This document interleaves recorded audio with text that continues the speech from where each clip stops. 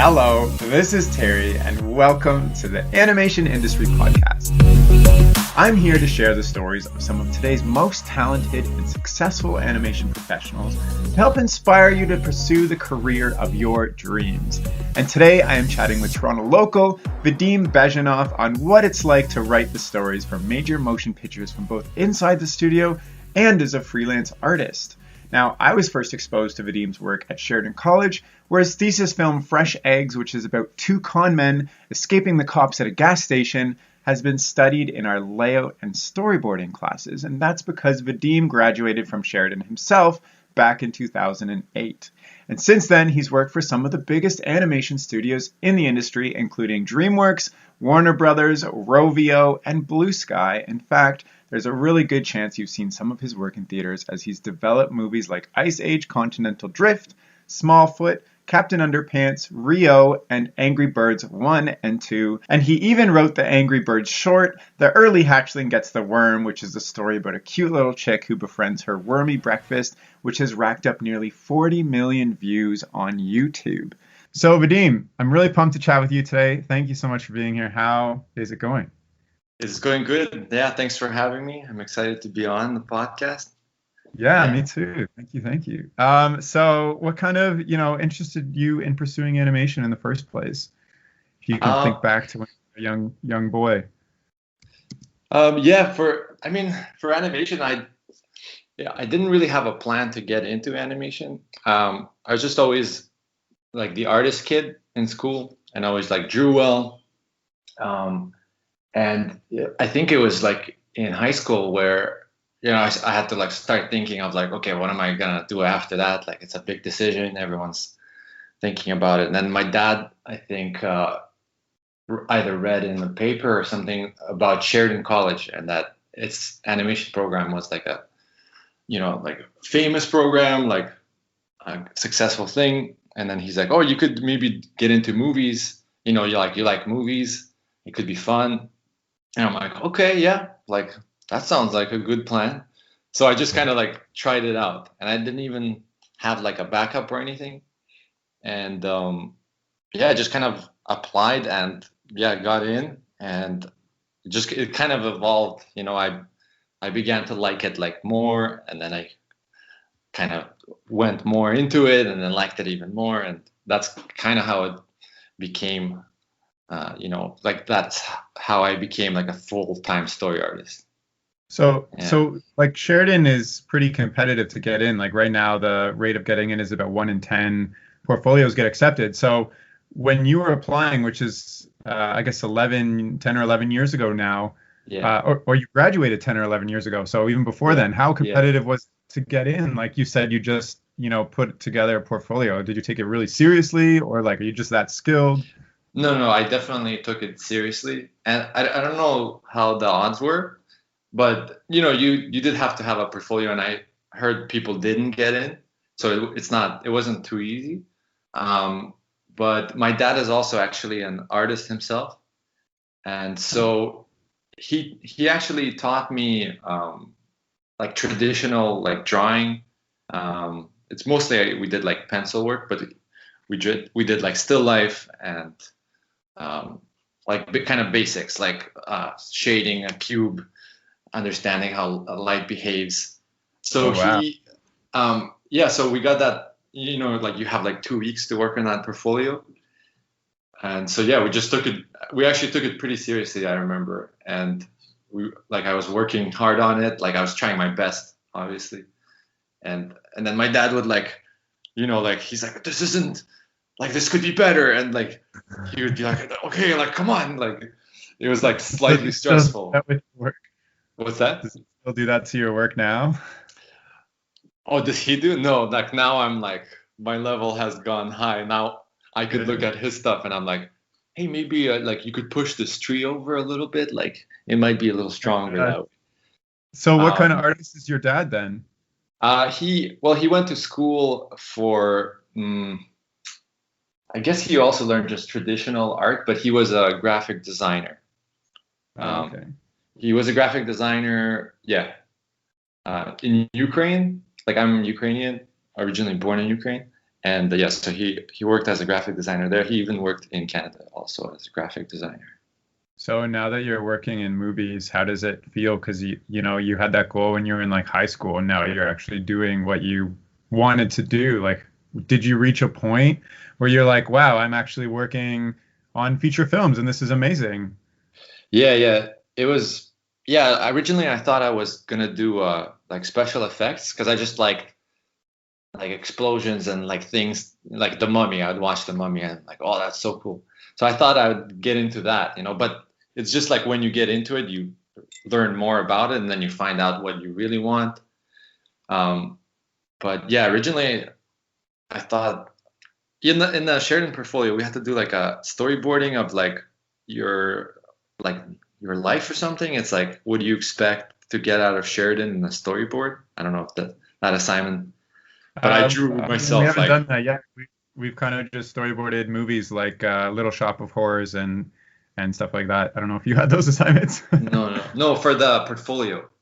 Oh, no, they gave us two characters and we had to create a four-panel story using those characters and a topic. So when I applied, the topic was hungry and we got a possum and a clown to storyboard.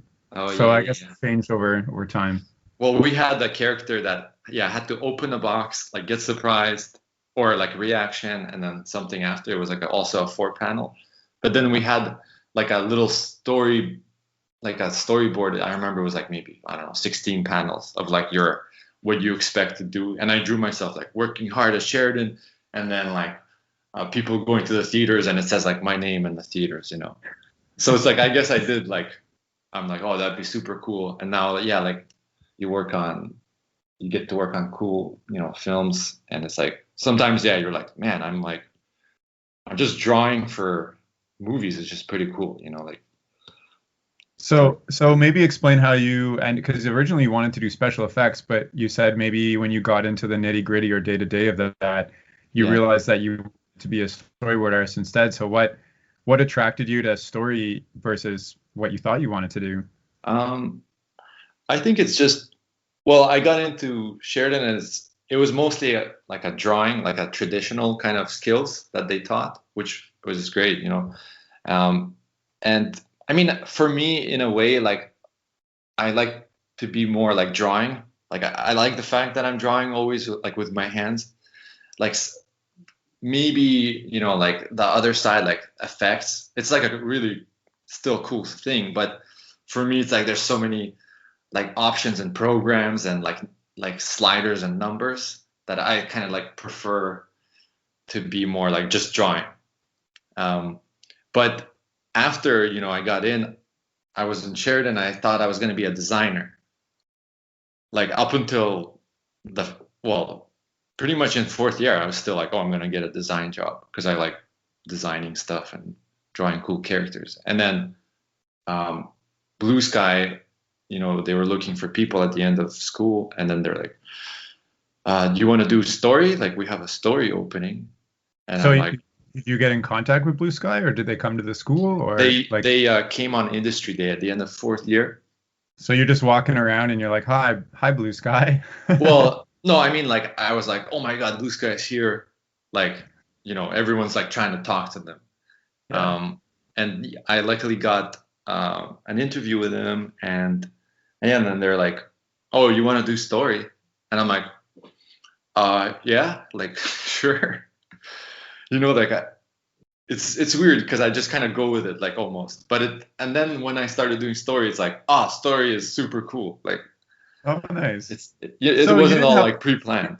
you didn't have much experience with story before that point, I guess. Like, what do you No. think made your portfolio or interview or whatnot stand out? You said everybody was like kind of talking to Blue Sky, but they contacted you back. Yeah, well, they interviewed a bunch of people. It wasn't just me, but Okay. I think just naturally, like, because my main focus in fourth year was I'm like I gotta try to do the best I can on my film. Like I knew that sometimes companies come and that's what they watch. They watch the film, right? And the film could like make an impression on somebody. So I was just like, okay, just do a good job. Like all you have to do is do a good job on this film, like make it something interesting, you'll automatically stand out, you know. And I wasn't really thinking about like, oh, I'm a designer, so I'm just gonna go like heavy on design and like not on anything else. So I just kind of end up doing a story that I thought was kind of cool, and I just had fun with it. I didn't have a plan, you know, with it. I was just like, make a cool film. And So then you weren't like, I want to showcase my ridiculous layout skills specifically, or I want to show out my animation skills. You were just like, I'm gonna have fun with this and make it the coolest thing I can yeah, personally. like yeah, I wasn't thinking because I wasn't like highly good at any you know specific thing, but maybe looking back at it, you could see like, oh, he's really thinking of like shots, like Right. he's thinking like everything is like a different shot, you know. And my animation wasn't as strong, so I just naturally kept it like simple. Like I wasn't gonna do something you know crazy that I can't do. I'm like, but I did like a lot of shots, and then so Blue Sky kind of saw that, and they're like, oh, this is looks like a story, like a good story, like person, you know. So it just kind of ended up like that. Like, yeah, I try not to, in general, like think of like what's my style, or you know, like I just kind of like just kind of follow what you want to do, like you know, and then you'll just naturally be doing what you're best at. Sweet. I have a random question about the thesis film. How involved were like mentors or like other students' feedback in your film? Um, did it go through like a lot of drafts with like some of the profs reviewing stuff and helping you out, or what was Um, that like? You can yeah, remember. I mean, it's no, for me, I'm wondering because it's something that we're shown in like two different classes over a decade later still. So it obviously stood out to a lot of people, and it's a yeah, great short film too. no, that's cool. I'm glad. Like, yeah, you were telling me how they're still showing it in class, and I'm like, wow, that's really cool that you know people still watch it and like it. But that's a good question because I was kind of scared for a long time to tell people the story because, you know, as an artist, if someone's like, oh, that's okay, and then you're like, oh, that's just okay, like, okay, I'll Yeah. switch it then, right? But at the same time, you know, that's just one opinion, right? So you almost, so I was kind of like, almost kind of making it on my own, like making up the story on my own. Okay. And I tried, I mean, there's different approaches, you know, and I've working in the industry, I learned how to like really work with people and like get their ideas. But at that time, I kind of like tried to come up with it like the main thing on my own, and then kind of be like, okay, I feel good about this, I like it. Now let's show it to some people to get their reaction and to get notes, but also show it to people that you know that you'd want you're like, you know, my friend will enjoy this, you know, because you don't want to show it to just like someone who's like, oh, this is like, I don't even like animation, you know, and then you'll just get this. You kind of show it to people you think you'll enjoy. They'll like supportive comments for it, like still Okay. critical, but like working with your idea. And yeah, that's in general like a step, like a big thing to learn is how to like take people's ideas, but still understand that you got to do your thing and not just change it just for them. It's a whole like art. Cool. I have some more questions about like the feedback process, but first I kind of want to hear about more about your career. So you started at Blue Sky and then you moved over to Cinderbiter and then, you know, that whole situation happened. You went to Dreamworks and Warner, etc. So maybe can you go through like the highlights and maybe lowlights of your career? Yeah, Just in Cole's Notes yeah. version. I originally started at House of Cool in Toronto studio, and I was doing I think actually like character cleanup. So I was actually cleaning up characters. So I did that like right out of school. Um, I was like really happy that I got a job like right away, and I was working with them. And then that's after, you know, after some time after industry day, that's when Blue Sky called back because they did like their Ah, assessment, and they're like, hey, you want to move down? And I was like, oh, like okay, I sure, because you know I'm just like, oh, I'm gonna move to like New York, like wow. But yeah, and then so I made that move, and that was a lot of fun working at Blue Sky, and I lived in like Manhattan. That was like a cool thing. I was like riding in taxi cabs, and I'm like, oh my God, I'm like riding in the yellow taxi cab, like in the movies. You know, um, and then Your life is a what's that? your life is a movie now. Yeah, yeah. And then you watch, movies, and every movie is in New York, and you're like, yeah, New York. Um, and then my girlfriend at the time, she moved. She was also at Blue Sky, and then she moved. She got a job at Pixar, so she went, to the other side of the state, and I She wanted was to. she was What's it? working in story also. She was a designer, so she A got a design designer. job. Okay. And so yeah, I wanted to follow her. So I applied, and also luckily landed a job at Cinderbiter. And yeah, I went there, and then I worked. So now I'm in San Francisco, and then I was working at Cinderbiter with on stop motion, which is really fun. Still storyboarding Yeah. throughout basically. And then that studio shut down, and so I had to, because when you're in the States as a Canadian, you're working on a visa, and you need a visa to work, or you have to leave the country. So I had to quickly find a job before like my visa would expire.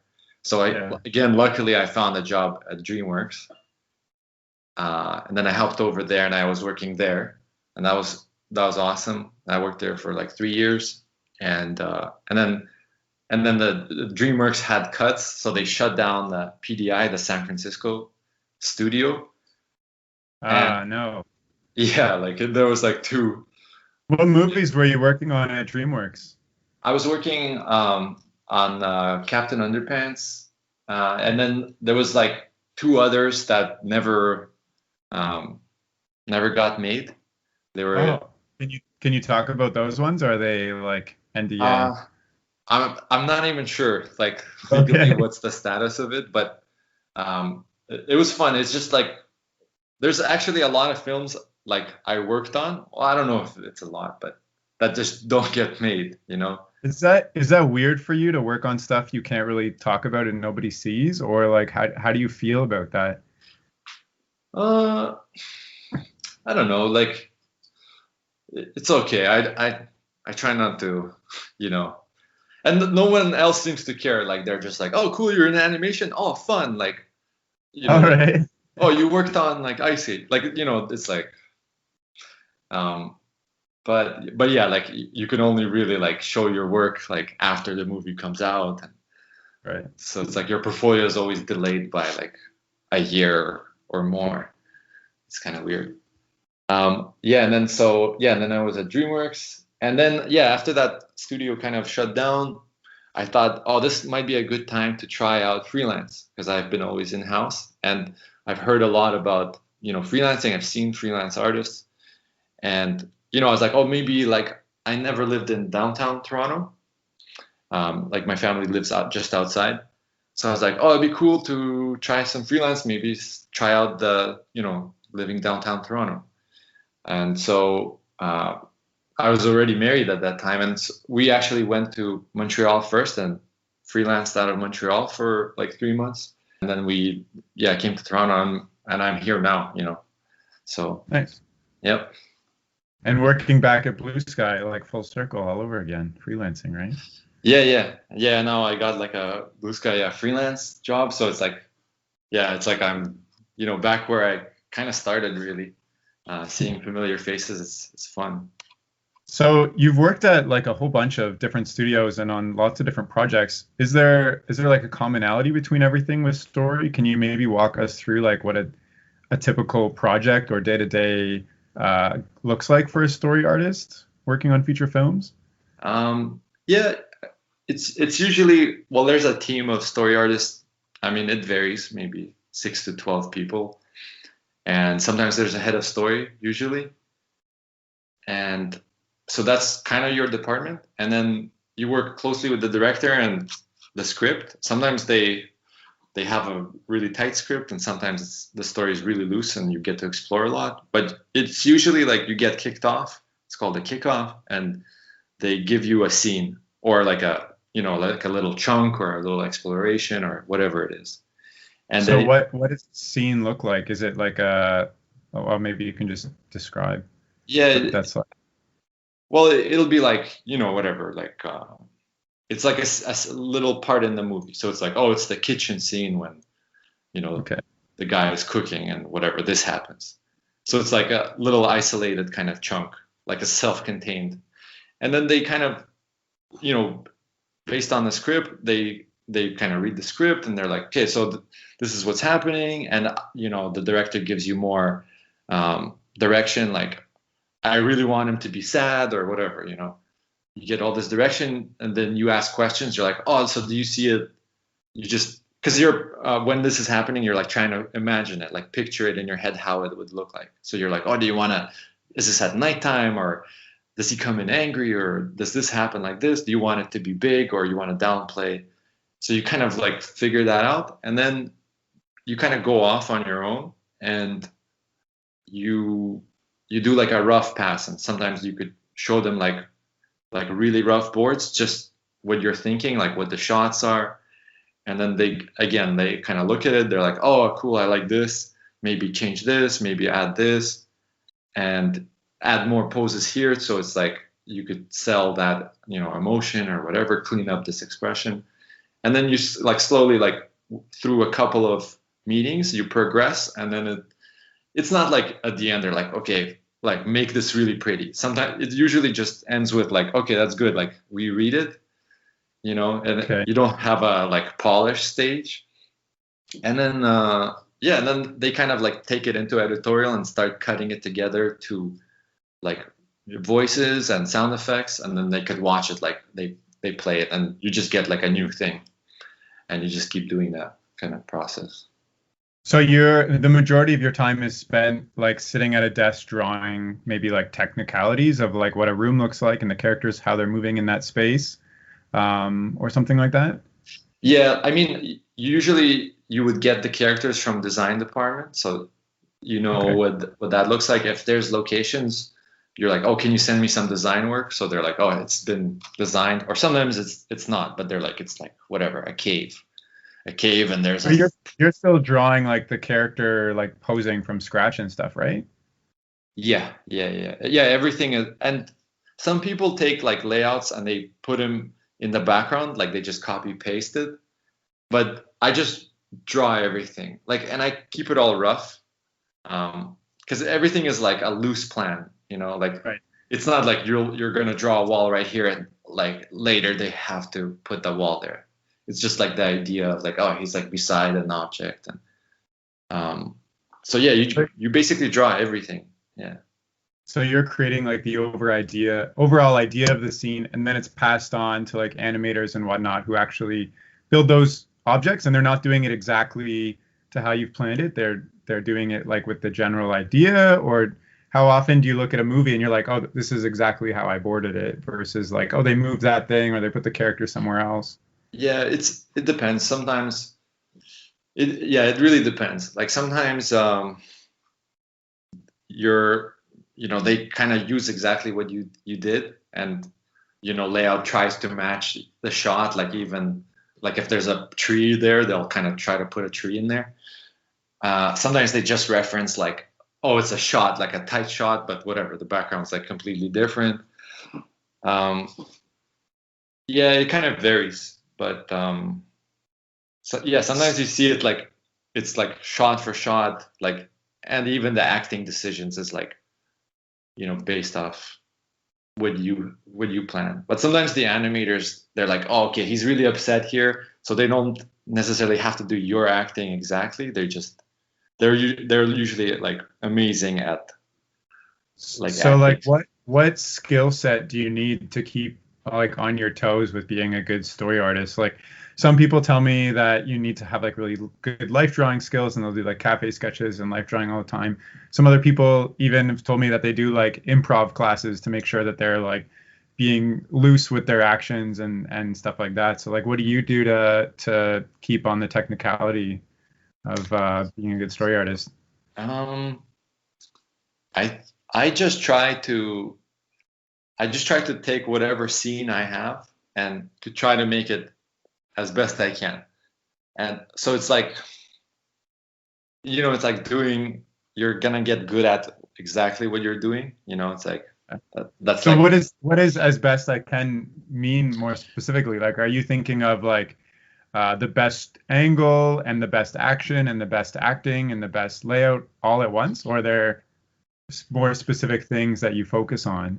Well, I mean, I don't know. I try to kind of push, like, I try not to be in my comfort zone, because maybe you could tell me something and I'll just board it like really like, okay, well, you see him, you see him, you see him, and he says that, like, okay, it's boarded, like technically that's boarding too.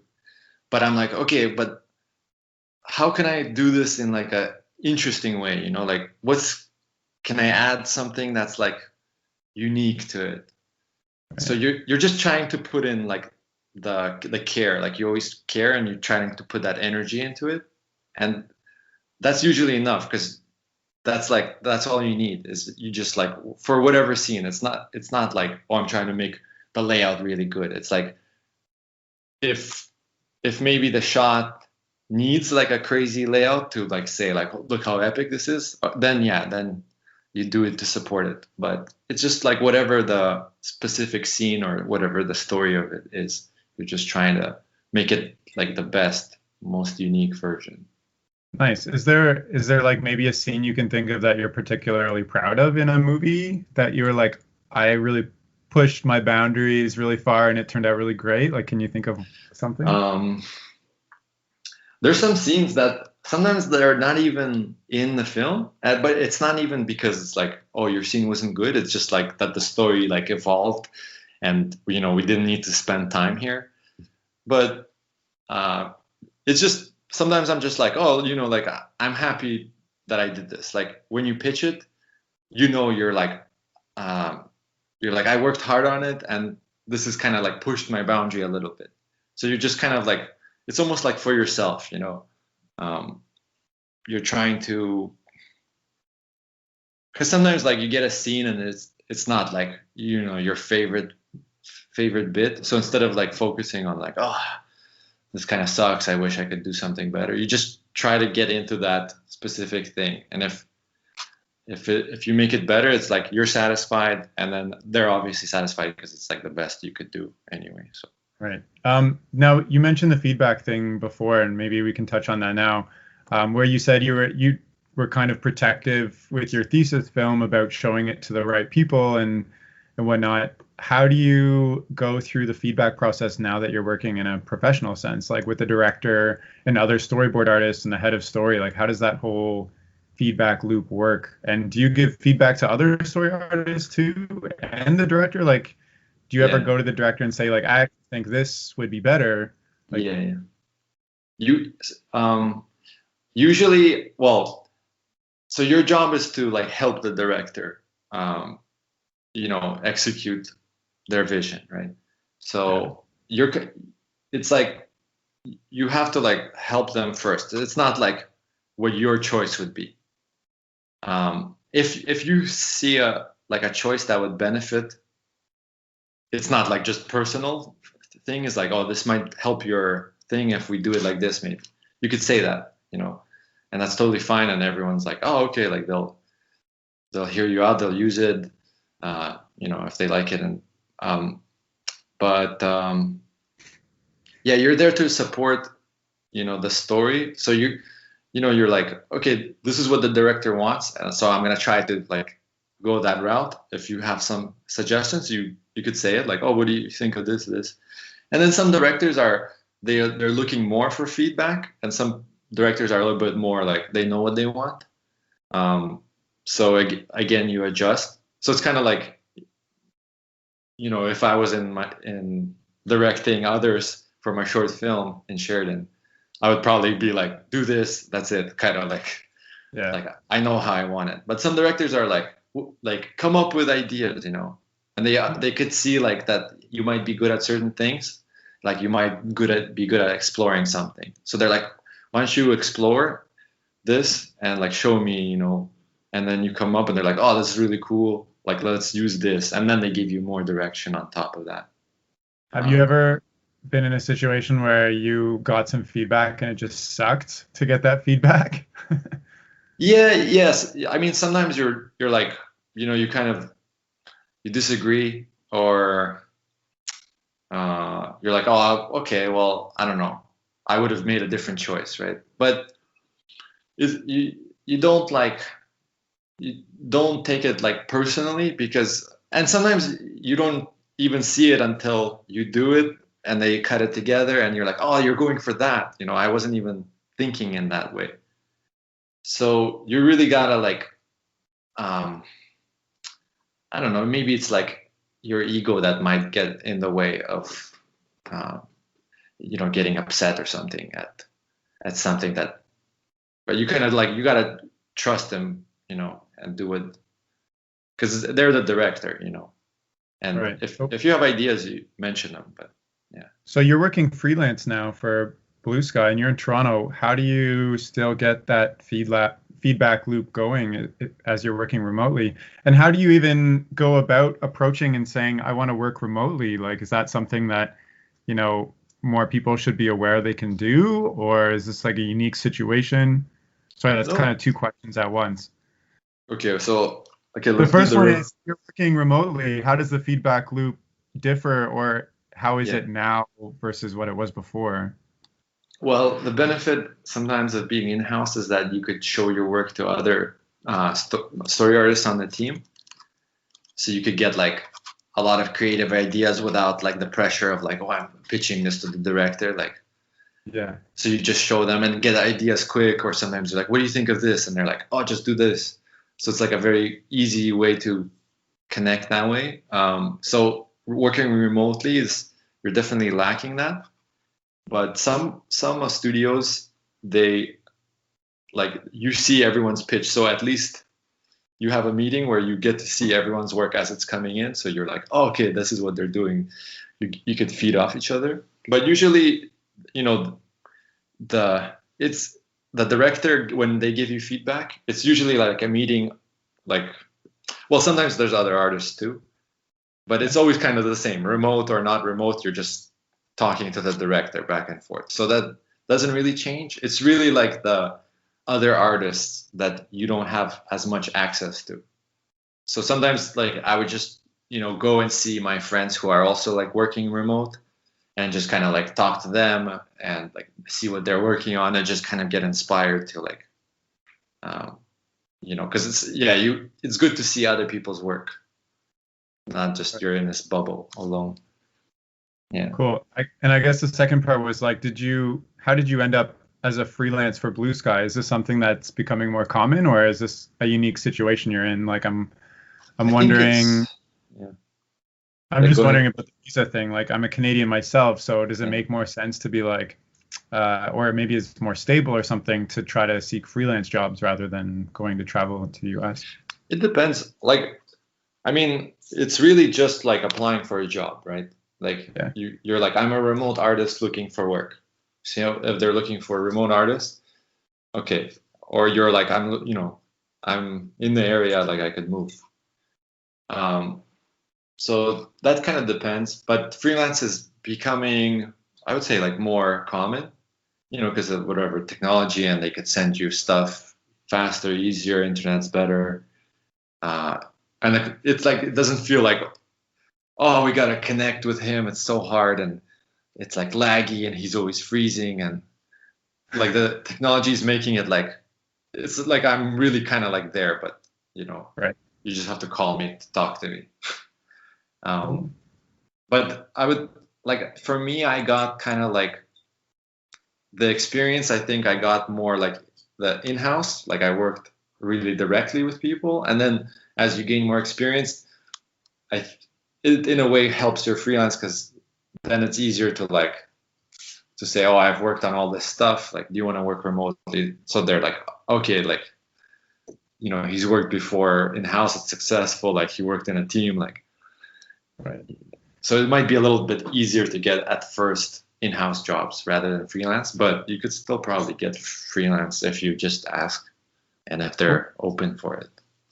Yeah. Nice. I do want to talk a little bit about your writing experience on the early Hatchling gets worm. But first, like, I didn't even ask you what you love about story and being a storyboard artist. And like, is this your like happy place? And is this what you're going to continue doing? Like, what excites you so much about being a story artist?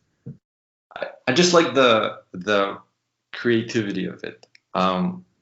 Like I like to, like talk about the story of it and Yeah, have influence in the story of it, which I feel like is it's the real base of the film. right. Um, Like, if there's and no story, there's no film type of thing. yeah, and it's like, and you really have discussions where you're like, let's do this, let's have the main character, and it could happen, and then the whole movie is like that after. So you're kind of like a little mini director, like the director is in charge, and they have like little story artists who are like making little scenes, but they get a lot of freedom sometimes, to like they sometimes they just visualize the whole scene, that's all them, with the vision of the director and the help of him. But it's like you decide that shot, you think of a joke, and it happens. So I like that it's like very, very creative. Are there like specific scenes where you like can't wait to work on it? Like, you're so pumped and you're like excited. Like, what is that kind of scene? Is it like character interactions, or I know you said you like special effects, so is it like Yeah. creating a scene where something blows up or something? Yeah, I do. I kind of like kind of crazy action. um I would just have fun with like trying to make things dynamic and kind of intense. But I also like a lot of mood, like a Okay. suspense or creepy. And I like to work with like bad guys, or like the evil. Uh, I mean, that was reflected in your film from Sheridan. It's quite obvious. yeah, yeah, you know, Um, and yeah. But sometimes I get like an emotional scene that's like just pure loving, and it's like I'm not as into it, but like I'm gonna try to do this the best. Like I try not to be like, oh, like I don't do this. do you Even though ever I like, what's do that? you ever do you ever study other films or Yeah, things scenes that you find are really do a really good job of creating a mood and try to recreate that? Or like, where do yeah, you find yeah. the inspiration or the technical skills to apply other than your own imagination? Yeah, it's really, I think, just watching movies, it's like as if I'm like brainwashed to like I just absorb it, and then then my mind works like a movie, like it just naturally like shoots shots and makes cuts and does Yeah. jokes like as if it's a film. And like originally, I think that just happened because I just enjoyed movies, and I just pictured like things like you're playing as a kid, and you're like you pretending you have a gun, whatever, you're shooting stuff, you're just like Right. imagining an action sequence. um yeah. So you said earlier that you thought you were going to be a designer. Do you ever miss some of the aspects of creating characters and stuff like that, or do you feel like story kind of encompasses everything you thought you wanted to do? uh no, I definitely still like design, and um I'm happy to do story because I think as a job, it's more creative. Well, I mean, it's just what you want, right? What you Right. enjoy. But I like it because it's creative. And um, if I want to do design work, and I would say this is actually an important thing to do for all artists, is to keep like just drawing your own stuff always on the side. Yeah. So, if I just feel like drawing some weird characters, I just do that on my own, and that helps me be balanced. So I'm not like, and sometimes like work can kind of like, it's like might be a project that you're like, it's not like fully like what you would want to do, like in terms of like it's um not your cup of tea, but it's just not like you're not like, oh, this is my thing. Like this is more like a work job, right? So in order to make yourself happy as an artist, because you're like you need to expel that creative energy. I would say like you always gotta work on your own stuff, and that like satisfies that artist that wants to do their own thing. And if you don't do that, like the artist in you kind of will start to die, and you just want to always like keep that alive, like your personal thing. Like don't just stop and just do like work for others. You know what I mean? I think Right, it's right, like right. Well, it's like that's like a common theme I hear from a lot of people is to like keep the creativity alive by doing your own stuff. yeah, I do want to chat about the early Hatchling Gets the Worm because you wrote that short and it's such like a simple but like amazingly connective short that like getting 40 million views on YouTube is like unprecedented amongst other animations. So how did you go about like developing this story in the first place, and how did it turn into a short that was shown in theaters and then all this stuff? So maybe you can explain where that came from. yeah. I was working at Rovio, and I think originally they were just like exploring. Um, this was like the Angry Birds one had finished, but we were working on like commercial, like the work for it, like promotional content and stuff. So what does that mean? Like when commercials like toys and stuff are Or like for stuff? like a yeah, like in the movie theater when like it's like turn off your cell phone, but it's like Angry Birds themed. Oh, so Or is that usually done by the same studio? I thought maybe that was like contracted out to smaller studios, that it kind of could be. work. I mean, I'm not sure, for every Okay. situation, but we did it, because they still have a story team who did the Angry Birds movie, so it's like just have them do it already. All If you could still pay them, but yeah, originally it was just like I think I just came up with like a page of little sketches of like this uh, like little hatchling girl like having a friend worm, because I'm like, oh, okay, like instead of eating it, she's gonna be friends with it, and then I'm like, what can she do? And then it's like, oh, she could like walk in the park with it, have tea, play dress up, like all this. And I drew all these little moments, and then I just kind of pitched it to them, and they're like, oh, that we really like that. Let's make that like a short, because I think they were also trying to think of a short to Huh. release to get people excited for the movie. Who's they? Like the director or? The producer, director, yeah, kind of like So you're just doodling at your desk and you're like, no, no, but drawing it stuff. was for an assignment. It was like it was something like come up with some funny characters that maybe it was for like sometimes like on Instagram they could have a like something runs in or whatever, like some kind of ad little thing. So I just came up with her, and then they liked it, and then it was like very simple. Like it's almost like I already came up with the whole story just in that one little drawing. It was like, oh, she's Yeah. friends, she does all this thing, and then they're like, well, if I have to make a little short about it, just have her like lose him at the end. Oh no, what happened?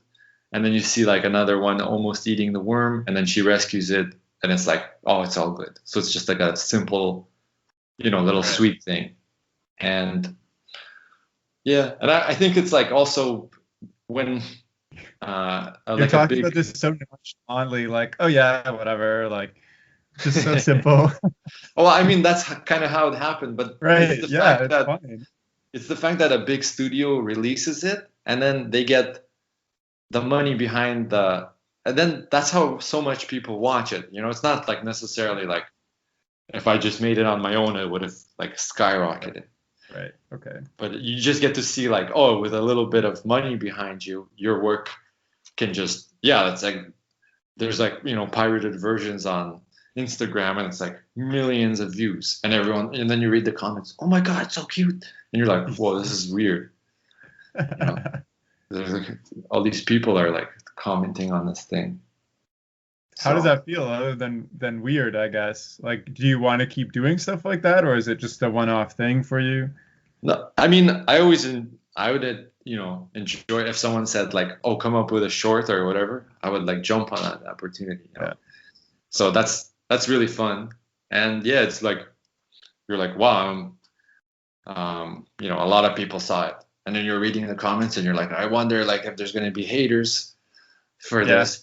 But like for that short, it's like, No haters. well, it's like haters don't watch. It's too sweet for like haters. It's too sweet for okay. Like That's haters watch like, other stuff that you could hate on a little bit more. It's like, what are you gonna say? It's just like a little cute thing, it's too cute, maybe. But I was surprised. I'm like, not as much hate as I thought. Excellent. Yeah. Sweet. Yeah, well, what like overall in because you're quite a seasoned story artist, have there been specific situations or skills that you've specifically taken advantage of that have gotten you to where you are now? Because like it kind of not to like diminish it, but like you kind of fell into storyboarding almost not by accident, but like it wasn't intentional, I guess, at the beginning. So looking back, like what would you say are your biggest advantages in pursuing this career? Well, I guess one is that I do enjoy storyboarding. Like, even though it wasn't planned, I still enjoy it. Like if I didn't, I'd probably switch out of it. So it's like, Right. luckily I'm like, oh, it's kind of like, yeah, I feel like kind of lucky. I'm like, oh, I am like, I do always think in terms of like shots almost, and Nice. that's what interests me. So in a way, that's kind of yeah, it just happened to be like that. What was the second part of your question? Just were there any specific advantages, like people you met or Oh, opportunities that you yeah, pursued that got you to where you are? Or yeah. I if mean, what would you go back and say to your younger self to focus on this career? I don't know. I think the main thing is just to work hard because I mean, I don't know how it sounds, but it's just really like that's all you could control, really. Like Right. so, you just gotta care, Yeah. and put in the effort, and then that work is gonna show itself. Like that's like a very simple, like, and you whatever you're be like a good person, and then you're gonna meet people, and they're gonna be like, oh, he's nice to work with, like you're trying, and then they also like hook you up like later, like they're like, hey, we're looking for people, like, are you available? So you develop connections that way, so that helps a lot. But um, I mean, yeah, like just the more work you put into it, it's like that's what you're gonna get out of it, like how much you put into it. Like I feel like I, that's what you should worry about, and that's I like what you said earlier on when you said, just do your best and you'll naturally fall into what you're best at, kind of. hmm So, yeah. yeah, without like, yeah, like stressing too much where you're like, oh, I need to, I have to do this job. It's like just do what you find is fun, right? So that's a good way, and then that'll naturally be like, yeah, it's So it's a that it's a you simple tell, thing, simple is that rule. what you tell like a budding person who wants to focus on story? Like just do your best and work hard and meet people? Or Yeah, there, like don't stress out too much. Like, don't stress like that too much. I like it. it's not like, oh, you need to like life drawing 3 times a week. It's like, just try to do good work, and you'll slowly improve, and you'll get better. And the things that you're not good at, they'll improve with time too. Um, and that's it. And just that's it. Like just enjoy the whole, like try not to get too. And sometimes you won't get what you want and whatever, but you just keep pushing, and eventually it's like they could, hard work pays off. Sweet. Well, Yeah. what's next for you? I mean, you're working on something you probably can't talk about right now because it's, in development, but Yeah. can you share what's next with you? Well, I mean, I'm working on like, yeah, stuff I can't talk about, but I'd like to, go get into like being a head of story. I'd like to try to like take on more responsibility. I always thought that's it's a cool job. Like it's a lot of responsibility. Like you're doing a lot more managing and stuff. Yeah. But I've always naturally kind of wanted to try it. So it's again like, well, I want to try it, and that you have experience working in all these teams, seeing all these heads of story, and you're like, oh, this is what I would do. Right. So I'm gonna try to like push it, into that direction. So a head of story would be managing all the story artists on the show and like putting all the scenes together and stuff. Yeah, you're kind of like you would kind of be considered maybe the in charge of the story artist. Like they still do the same thing. It's not like you tell them what to do, but you just kind of manage them a bit. You could help out. I mean, I haven't done the job, so I can't really comment on it. But it's like in between the director and the head of or in the story department. It's like that. So how do you think you'll get to the what's the gap between where you're at right now and this head of story? Like how would you get there? Well, you have to like start, thinking of yourself as you're like, I'm gonna do this. So then you could tell companies that I'm looking for this, this opportunity. Or if you're working on a project and you're a story artist, you could try to be like, instead of being like, okay, it's 6 o'clock, like see you later, I don't care. You're like, you care about the story, show them that, oh, you're a person who could be a head of story. You're like, you care, you're invested, anyway. So I think it's like, you got to start thinking like a head of story and then get it out there, like tell people like, I'm looking for whatever, head of story jobs. And that's eventually how Cool. And then we'll have to do a recap once you're head of story. yeah. That seems like a whole other like set of challenges. Yeah. Because you're like managing people now, and like managing people seems like it's not an easy job, and that's like you haven't done that before. You're just like on your own. Right. Yeah. Well, it's also really ambitious, and I think, I mean, you've got a lot of experience and worked on some really cool projects, so I have no doubt you'll get there. This has been a great talk, but do you have anything you want to add, or like into what we're chatting about, anything I left out or anything like that? Well, one funny thing I just thought of before was in Sheridan when there was an assignment that was like rotate a chair. Okay. In space, right? You're like, draw this chair, then draw it again, but looking down and up. And I'm like, this is stupid. Like, this assignment is so boring, But then you're like, I do this all the time, and my job, like, you have to. Yeah. Well, it's kind of like you have to be able to rotate anything, because they're like, oh, we like your upshot on this, but like, why don't you put the camera way down low? So you have to like do the same thing, but like. So that's actually a really like important assignment that I completely like was dismissive of. Well, we haven't done a chair rotating assignment before or yet, but if we get there, when we get there, I'll remember this. Yeah. I think it was a layout class or something.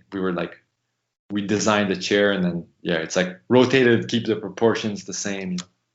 But another interesting thing I would say is, well, it's like it's good for people starting, because I was like, I was not that good. Like, and I remember when I got the Blue Sky job, the first job, and they're like, okay, you're gonna be a story artist. I started as a junior story artist at Blue Sky, but I'm like, man, I'm gonna be with like professional story artists at Blue Sky, like feature level. And I'm like, I've never even done this. Like, the most story I done was like, we had like a small class in Sheridan, like a very small class. But my film was like the most I did story. And I was like, oh my God. And then I'm like, I never even drew the same character, like in different poses. Like I always just draw like the same character, or sorry, that like one pose. And I'm like, well, that's that character. But I'm like, in story, you have to like make him move and stuff. So I'm like, okay, I got to make this guy look like he's sitting. And then I was trying to do it, and I couldn't make him sit. Like, I always drew him standing. And I was like freaking out, like, holy shit, like, how am I going to do this? Like, this is crazy. I can't even make another pose. But like, again, like you kind of whatever, you suck at first, But then did you have like, did people help you, or like, yeah, how yeah. did you build up that skill over time Well, as yeah, a, people help you for sure. Like there was friends, and everyone understands you're like, oh, you just came out of school, and okay. okay, you're not gonna have the best like drawing skills or whatever. But again, what maybe is good to see is that the person is again like trying. They're kind of like, you could always tell, like even if the drawings are bad, that they're trying to push something or make a joke or like make a little unique moment. Even if it kind of the execution of it sucks. It's like So they're like, do you see junior story artists come in now who are struggling with making people sit? And do you well, remember I that? don't know. They all seem to be pretty good nowadays, Oh but no. I'm sure there are people still feel like that. That they're like, whatever, I suck or something. But I'm like, Well, dude, I sucked I hard. mean, I feel a lot of pressure to like be like the best I can be possible in Mm. every subject, and I'm only in like year one, so it's encouraging to hear that you didn't have it all figured out either when you graduated. Because right now I feel like I need to be super professional before I even like start looking for an internship or something. So No, it's like, I mean, you're gonna do the best you could do, right? So just with that thought, like as long as you tried, yeah, like then you don't need to stress extra because you're like, well, this is the best I can do. Like if right. it sucks, it just sucks because that's where I'm at. But I Like will move on. improve. Yeah, Yeah, I will improve, and you do improve. But also it's a slow process. Like you right. don't, people want things like really fast these days. Like, oh, I want to be like that guy on Instagram who's super good. Like, why am I not that Right. good? It's like, well, dude, he was drawing for 10 years. Like just relax. Like you Right. will No, I improve. do that too. Yeah, like sometimes I get stuck like Yeah, reworking and working the same thing over and over and over again, trying to make it perfect instead of just like moving yeah. on to the next thing. And also, yeah, on Instagram, like I follow lots of people who have like 100,000 followers, 500,000 followers. I'm like, I'm not as good as them yet. What's wrong with me? But yeah, I think it's good to just chill and like not be Yeah, stressed about it. yeah. I mean, like it's.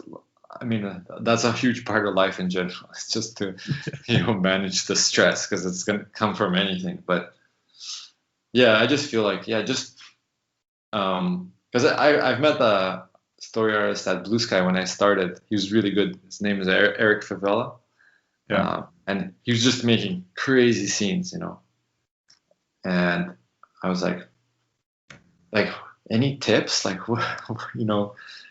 And I think he told me something like he just tries to like be into what he's doing, like present, like if he's so he's not thinking like ahead. He's just like, oh, I'm drawing this thing, like let's make it cool. Nice. So he just learned to enjoy the moment of it.